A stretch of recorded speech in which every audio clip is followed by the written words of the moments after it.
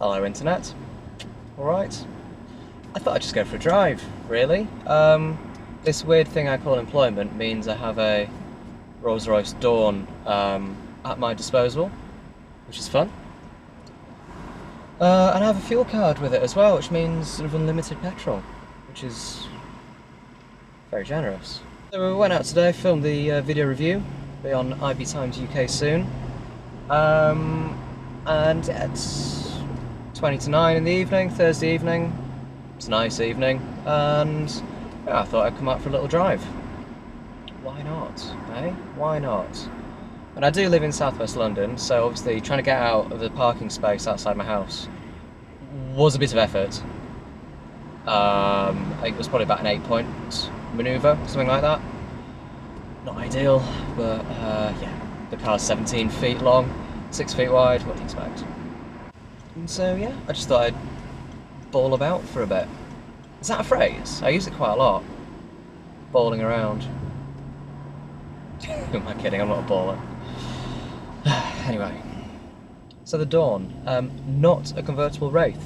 Rolls Royce are at pains to make very clear. The marketing material that you get with the Dawn, 18 pages long, that says it is not a Wraith convertible, and it says underlined that it is not a Wraith convertible. So it's not a Wraith convertible, honest. It looks a lot like a Wraith, but it's not. The interior is identical. But no, 80% of the outside of the car is new, Rolls Royce say. So yeah, it's an entirely different car, apparently. Under the bonnet, it's the same 6.6 litre twin turbocharged V12. It's a bit of a mouthful. It's detuned a little bit though. It's about 620 horsepower in the Wraith. It's about 560 here. Still a lot though. It'll still do 0 to 60 in 4.9 seconds. 4.9! This car weighs 2.5 tons. Madness. It doesn't feel that quick though. I mean, I've not given it the beans off the line, because in a Rolls Royce that would just be wrong. But yeah, generally put your foot down and yeah, it goes along the road. It's still a pretty quick car. It just doesn't feel that quick. It's quite soft, this car. It's much softer than the Wraith. The Wraith always felt like it wanted to go quickly, you know, like it knew it was a Rolls Royce and it kind of wore that badge with disdain. But this very much is a Rolls Royce. It knows it's a Rolls Royce. It's stately and slow-ish and soft. It's very soft. Not wallowy as such, but it's very soft. It's like driving a cloud, as another journalist has already said. It's a great phrase. It's very, very quiet, as I hope you can appreciate. We won't be going particularly quickly.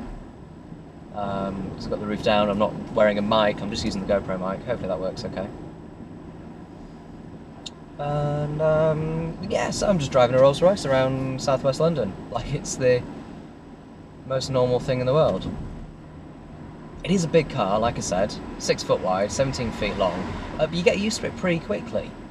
It's not that bad. Does that help? Am I illuminated? Not really. Yeah, it's not that bad. It's daunting the first time you get in and you feel like you want to put the seat really high, as I often do, to be honest, in unfamiliar cars. You do want to put the seat high. Oh my god, this mini roundabout. Oh, yeah, just about got round there. Don't think that learner knew what was going on. It's like trying to get a cruise ship up the Thames. No, it's a big old car, but you get used to it quite quickly. And yeah, after a day's driving, I've done what, 130 miles, and pretty chilled about it now. It's very easy. Very light, steering's very light. The steering wheel's very thin. I noticed that as soon as I got in the car yesterday. As soon as it was delivered, it was sort of dropped off around the corner from my house, I had to go move it. And immediately, oh, the steering wheel's tiny. I mean, it's not. It's huge. It's a foot wide, but the thickness of the rim it's very small. I think it makes the steering feel even lighter than it is somehow, which makes the car a little bit more approachable. Oh, this is lovely. I must say, this is lovely. I'm very relaxed driving this car. I've got the seat warmer on as well because I'm soft. I am northern, but I've lived in the south for too long and I've gone a bit soft. So I've got the seat heater on, option 2 out of 3, and I've got the heating on as well. Nice bit of hot air at my feet and at my body. You can split that up actually, quite nice. You can have cool air on your body and warm air on your feet, which is lovely. This whole car's lovely. I'm going to say that word quite a lot in the next 10 minutes or so. Depends how much storage I've got left on the GoPro. It does pick up when you want it to. Eventually. You have to put your foot down and you wait and wait and wait and wait, and eventually it goes, oh, okay. As if it's not particularly keen on going quickly. The Rolls Royce interior, it's everything you would expect it to be, isn't it? And more. Oh my word! That was a Pagani Zonda going the other way. Christ. Anyway, yeah, the interior, it's, normally I would mock a car for having lots of wood and leather, but here, yeah, it kind of works. It kind of works. It hasn't got the optional extra wood on the doors, which is a 10 grand option that the Wraith had. I do like that, but not on this car, unfortunately. Funny story, actually, I was supposed to get a different Wraith from Rolls Royce. When I get a review car, I always ask for the number plate so I can put it onto my parking permit so I don't get a fine. They sent me the number plate and I realised, because I'm a nerd, that it's the car that Top Gear used for their TV feature with Matt LeBlanc. I thought, oh cool, that's the Top Gear one. It's got all the kits. It's got the wood on the doors, the decking on the back. But unfortunately they sent me a different one because although the car was returned in not quite perfect condition, I'm not sure how much I can say. It wasn't crashed. Don't sue me, BBC. It was just a little bit scuffed, apparently. It was a little bit untidy. They'd had it for a while, the delivery man told me.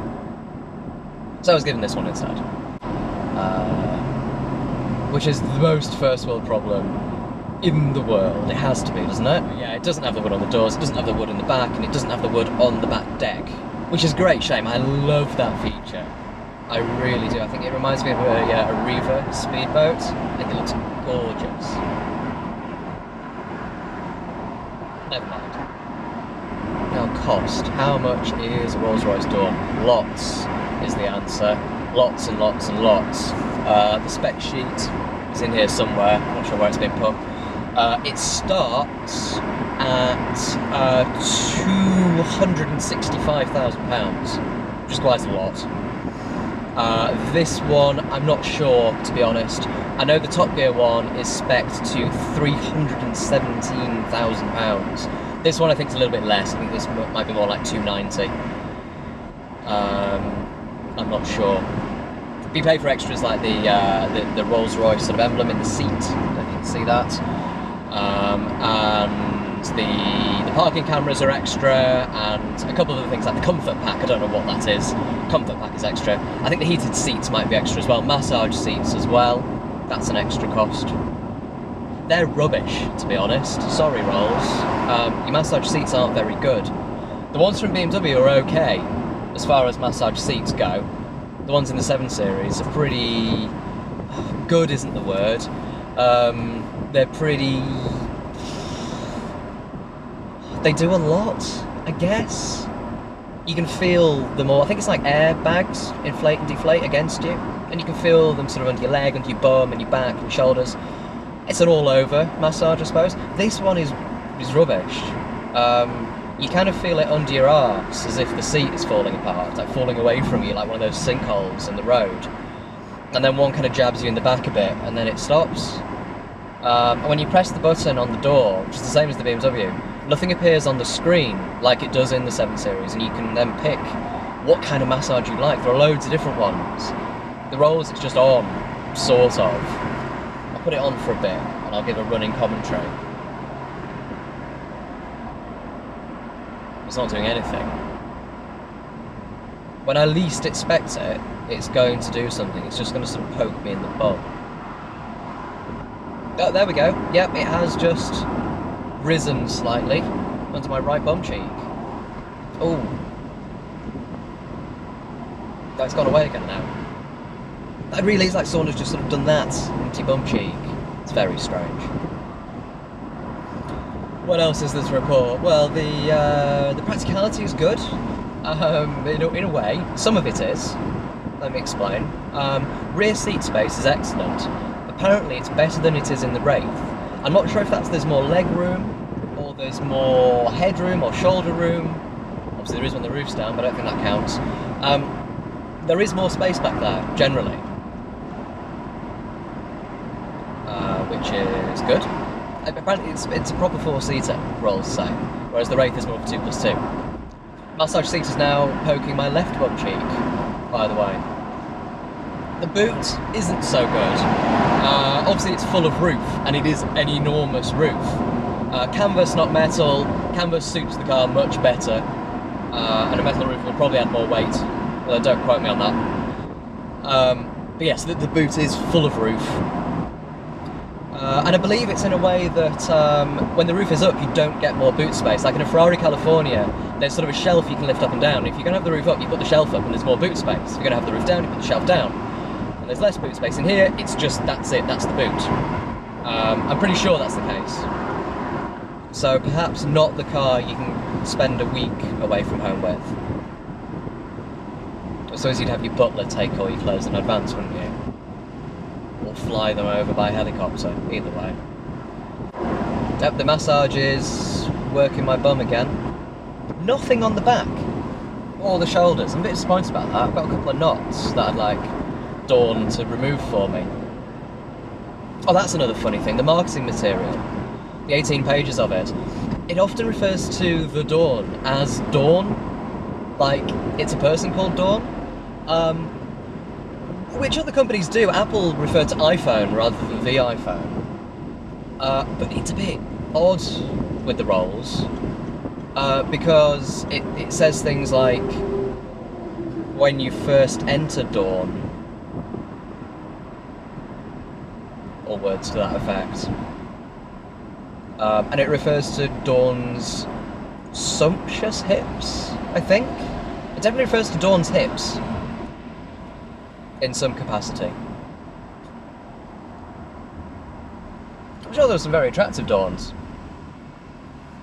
But it's not really a name that's been used for a very long time, is it, for women? Yes, the Dawn, please, Rolls. Please say the Dawn. They also describe it as the sexiest Rolls Royce ever. How's that? A sexy Rolls Royce? It kind of is, in a way. It's pretty sexy. And it's got all the Rolls Royce trinkets that the Phantom and the Wraith, and I think the Ghost all have. The Rolls Royce emblems on the wheels are always all the right way up. They're kind of, I don't know how they're set up, but they can spin. So when the wheel turns, they stay stationary. So when you park up, they're all the right way. Nice. Also, the doors open backwards for no obvious reason. Apparently it makes getting in and out easier, but I found that when you walk up to the car and pull the door, it just goes into your leg, because you're not expecting it. Clearly not a Rolls Royce owner, am I? When you do open the door, there's an umbrella there waiting for you, in the wheel arch, or the fender, an American might say. You open the door, and there's a little button, press that, and the umbrella pops out. Brilliant. As I was saying, all the Rolls Royce trinkets, the umbrella, the backwards doors, the wheel logos, the Spirited Ecstasy on the front, as always. You can retract it if you want, if you feel you're a bit too ostentatious. It retracts when you lock the car anyway, to stop youths from stealing it. You can spec that, actually. You can spec that to do a variety of things. You can have it in solid silver, you can have it in gold. It's about £5,000, I think, the gold one. You can have it in crystal with a light inside it, so it lights up, or you can have it with a light around the base that illuminates it like a grand public building. The infotainment system is from BMW. It's been rebranded a little bit. The fonts are different. There's a Rolls Royce logo on the dial, the click dial thing. Click dial thing, that's the word. And the buttons are slightly different, but it is a BMW system. The screen is not touch sensitive, and Rolls Royce say that is on purpose, because a touch screen has awful fingerprints on it, and that, I'm afraid, would ruin the interior of your Rolls Royce, sir. So no, it's not a touch screen, so there are no fingerprints. No other company could get away with that, could they? Everyone's doing touch screens because everyone likes a good touch screen. But no, Rolls Royce won't. Rolls Royce will say we're going to use the older technology because it's better. There are no fingerprints. Wonderful. Welcome to day 4 with the Rolls Royce Dawn. Sorry the video ended early the other night. The SD card got full because I'd waffled on for far too long. Now what I'm doing is I'm heading up the M1. I'm going to go and visit my mum. She lives in West Yorkshire, about 200 miles north of where I live. And yeah, I thought, why not, really? Sorry, that beeping is my dash cam, which keeps turning on and off. I think maybe the USB port isn't powerful enough. Just be a bit of a disappointment. Yeah, I just woke up and thought, why not? I'm going to go and see my mum. It's something fun. Rolls Royces, they don't have a rev counter. Well, they're automatic, so you don't really need one anyway. But instead they have what's called a power reserve meter. And that is currently showing, we're doing 70 miles an hour, and that's currently showing that I have about 94% of the engine's power in reserve. Just in case. I mean, even accelerating quite hard to get out of a junction or to merge onto the motorway, it doesn't really drop below 60, ever. I'm not quite sure why this car has an enormous 6.5 litre V12. It seems slightly unnecessary, but whatever. Right, hello. This is the final day with the Dawn. It's not really a day, to be honest, as all I'm doing is taking it around the corner to the man from Rolls Royce, who's going to take it back to Goodwood. So it's goodbye Dawn. Sorry, it's really warm in here, bloody hell. Right. To sum up, then, this is clearly a crazy, crazy car. It's £300,000. It beeps at you when you try and do stuff because it's so huge. But I absolutely love it. It's a thing of beauty. It's majestic. Blah blah blah blah. All that. But it's an experience, isn't it? It's an experience. It's not just a car to get you from A to B. It's something you buy to treat yourself, to improve your life in some way. And I respect it for that. I mean, it's £300,000. You know, you could buy the equivalent BMW, Mercedes and Jaguar for the same price. They're about 100 grand a piece. But I don't think anyone who buys a Dawn actually knows how much it costs them, really. You just buy it because you want one. You know, if you've got Euromillions win kind of money, you know, a 9-figure bank balance, and you want a Rolls Royce, you're just going to buy one, you're going to think about the cost. So it's got to be more than that. I mean, it is. I think it's an experience. It makes mundane A to B trips interesting and fun and memorable. I'm not sure if you can put a price on that, really. It's a bit like Concorde. People used to fly on that because they wanted to get across the Atlantic quickly. But also, people flew on it because they wanted to. They wanted to experience flying very fast, but also to fly on Concorde, to do one of the most luxurious things you can do. And I think that's what this is like. I don't think there's more to be said, really. Yeah, love it. Rolls Royce Dawn, love it. Great car, not just a convertible Wraith, it's more than that.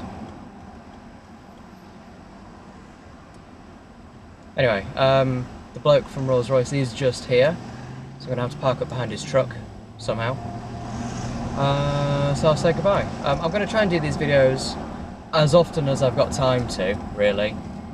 And if the car's interesting, I'm not going to be reviewing rubbish. And we'll see what happens.